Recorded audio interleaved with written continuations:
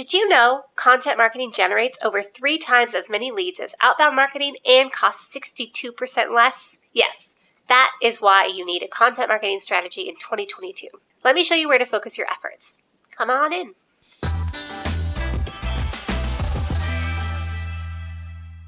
Hi, I'm Morgan, a digital marketing professional with Life Marketing. A large portion of my work as a digital marketer has focused on content marketing strategies and content creation. Today, I'm going to share my top content marketing strategy suggestions for 2022. As always, I've got lists of ideas and stats to help you along the way. Let's get into it. First, what is content marketing? Content marketing is exactly what it sounds like. Marketing your business by creating content. Now, it can't just be any type of content. You need to focus on creating and distributing content that is relevant to your audience, valuable in some way, and you must distribute it consistently. Set yourself up for success by following these steps to gather the tools, resources, and materials needed to see your plan through. Here's some of the things that you should have before you get started. Branding guidelines. How will you maintain consistency in tone and style? Platform strategy. Where will you post and how often? Customer avatar.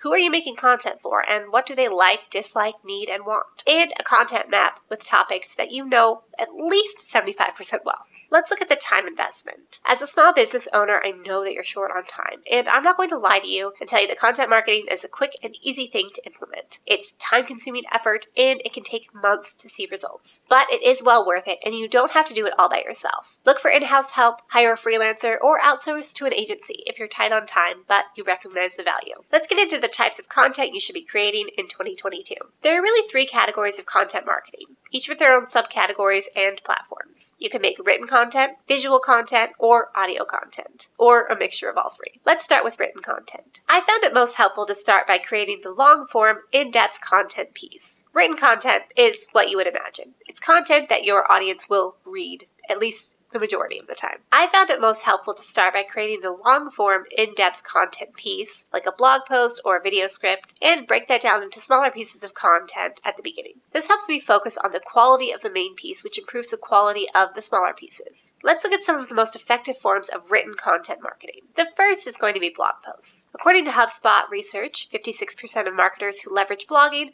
say it's effective, and 10% say it generates the biggest return on investment of all of their marketing efforts. Blogging is not a guarantee, and to make an impact with your blog content, it needs to be high quality, it needs to be optimized for keywords, and it should be shared everywhere. It should also be at least 1,200 words long, though longer pieces usually do rank higher in search results. To brainstorm blog post topic ideas, I like to make a 10x10 grid on paper. I list 10 topics for my client across the top. These are broad categories like content marketing. Then I list out 10 topics within that broad umbrella category that are most relevant and useful to the audience. In this example, it could be how to research content ideas or 10 best blog posts for small businesses. By the time you're done filling out this grid, you'll have 100 pieces of content planned. Now you just have to write them. The next most common form of written content is social posts. Your social posts can feel like an afterthought, but they are an excellent way to distribute your content to new and existing audiences. Sure, we could post this video on YouTube, and those of you that follow us or search for our optimized keywords will see it, and nobody else will. But how many of you came here from Facebook or Instagram or our blog post that accompanies these videos? Did you know about our blog? You should check it out if you haven't. Your social posts should be strategic. They should be planned in advance for the most part at least, and they should be scheduled ahead of time. Here's a tip for you. Don't sell all the time on social media. Social media users and internet users in general are tired of brands who sell nonstop, and they can see right through it. They want to follow businesses that have culture, care about their communities, show some personality, and help or entertain their followers. Basically, do you see your followers as more than a dollar sign? That's what the people want. We keep this in mind by balancing content here at Life. We focus on 3 main categories when we write for our clients. The first is share. This content is shareable, obviously. This could be a quote, a story, a fun fact, an announcement, etc. The second is sell. This content is focused on selling your product or your service. This could be a product post, a new service announcement, a discount or a sale, a shipping update, anything else. And the third is brand. This content focuses on your brand and your business. This could be an employee spotlight, work you're doing in your community, a cause you support, your office cats, etc. If you feel stuck when trying to come up with content, try this mix and let me know how it works for you. Next is email marketing. When you think of email marketing, you think of the Black Friday sale announcement emails that you get from 700 brands all at once, right? It is so much more than that. From a study of 1,000 small business owners, email marketing was ranked as the second most effective medium for building brand awareness. But what can you send other than those sale emails? Well, You can send announcements, updates, and news. You could send employee spotlights, behind the scenes, holiday festivities. You could do customer highlights or testimonials. You could share tutorials, tips, hacks, not to-dos, or you could tell your company story. Check out our playlist of email marketing videos for more information and more ideas. Next is visual content. If you haven't noticed by now, video content is queen. Video content is the primary form of media used by marketers, and you can use it everywhere from social to search. 87% of video marketers say that video has increased traffic to their website. And we know that internet users' consumption of video content will just keep increasing. So if you haven't made the foray into video content, there's no time like the present. Just like I do with written content, I'll often create or write the long-form video first and use it to make shorter videos for wider distribution. Let's look at the most effective forms of visual content marketing. I'm going to focus on video here. Long-form video. You're watching a long-form video right now. Congratulations. Anything over 5 minutes long-ish can be considered long-form video. These videos are ideal for audiences who are more serious buyers or browsers. They're spending time with you to watch your video, and that's a good sign. It means they trust you and value what you have to say. Here are some of the best long-form videos for small businesses to invest in. Tutorials and instructionals. Video essays. Yes, that's a thing. Brand story. Explainers or educational videos. FAQ videos. And interviews. Closely related to long-form video is short-form video. These would be things like stories, reels, and TikToks. Anything less than 5 minutes is short form, though TikTok caps it at 3 minutes, and sometimes those feel endless. The best short form videos for small businesses to invest in are employee bios, spotlights, or testimonials. Office pet features. Everyone loves a pet feature. Tips and tricks, product highlights, and announcements. Next, we have live video.